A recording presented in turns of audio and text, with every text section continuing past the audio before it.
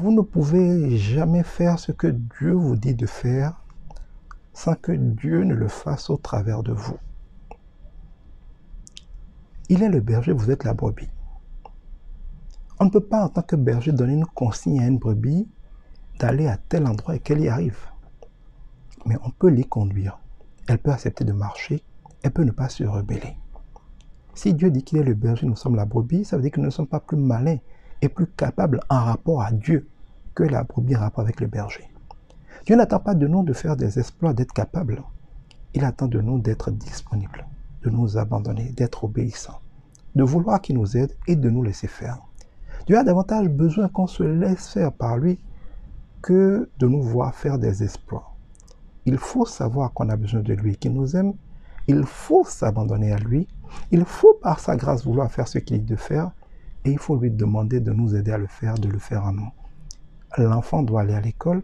C'est le père qui paye la scolarité, qui paye les répétiteurs, qui donne le chauffeur pour l'amener, qui donne son argent de poche. L'enfant doit juste aller à l'école. Mais ce n'est pas à lui de régler les défis qui sont autour du fait d'aller à l'école. Dieu nous demande de faire beaucoup de choses, moins parce qu'il veut que nous fassions tout ce que cela implique, que parce qu'il veut que nous nous rendions disponibles pour qu'il fasse cela avec nous et que nous lui demandions ce qu'il nous faut pour le faire. Quand j'envoie mon enfant à l'école, qu'à l'école on lui demande des livres, il ne commence pas à mendier dans la rue pour acheter ses livres, il vient me dire qu'on a demandé un livre. Si on demande de payer sa scolarité, il ne commence pas à pleurer, à se faire des soucis en tant qu'enfant de 10 ans pour trouver la scolarité. Il vient me dire qu'on a demandé la scolarité, je lui donnerai, c'est moi qui l'ai envoyé à l'école. Quand tu essaies d'accomplir des choses que Dieu a demandé, de lui obéir, de te sanctifier, de réussir un projet, de faire quelque chose, y compris pour Dieu, même d'évangéliser pour Dieu, Dieu s'attend à ce que tu viennes lui demander son aide à chaque étape, à chaque blocage. Ce n'est pas parce que Dieu a dit d'évangéliser qu'il s'attend à ce que tu fasses tout seul. Tu ne peux pas! Sans lui, nous ne pouvons rien faire.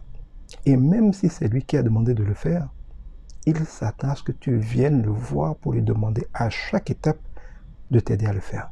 Je peux dire à mon enfant que je veux qu'il soit docteur. Mais je n'attends pas qu'il se débrouille d'aujourd'hui au jour où il est docteur. J'attends qu'il se laisse faire et qu'il revienne à moi et qu'il fasse ce que je lui demande de faire pour finir docteur. Dieu n'est pas méchant. Il nous aime. Laissons-nous aimer et demandons-lui tout ce dont nous avons besoin, y compris la volonté, la capacité d'obéir. Dis à Dieu, Seigneur, je veux t'obéir, mais je n'y arrive pas. Donne-moi envie de t'obéir. Il va te donner envie de l'obéir. Dis, Seigneur, je veux t'obéir, mais je n'arrive pas à résister à la tentation. Donne-moi de résister à la tentation. Si tu es sincère, tu le donneras. Demande à l'Esprit de Dieu en toi de produire la nature de Dieu. Tu verras des miracles.